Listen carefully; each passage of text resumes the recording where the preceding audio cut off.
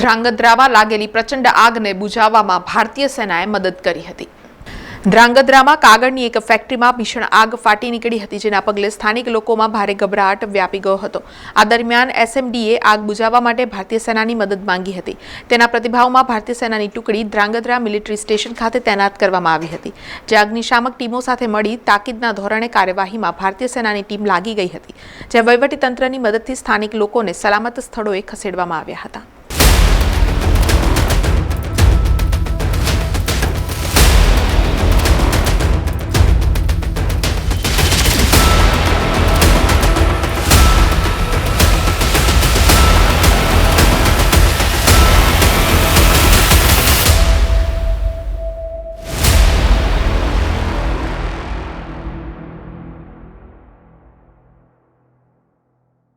સમાચારોના સતત અપડેટ માટે TNN ન્યૂઝને YouTube પર સબસ્ક્રાઇબ કરી બેલ આઇકોન પ્રેસ કરો અને અમારી સાથે જોડાયેલા રહો Facebook, Instagram અને Twitter ઉપર.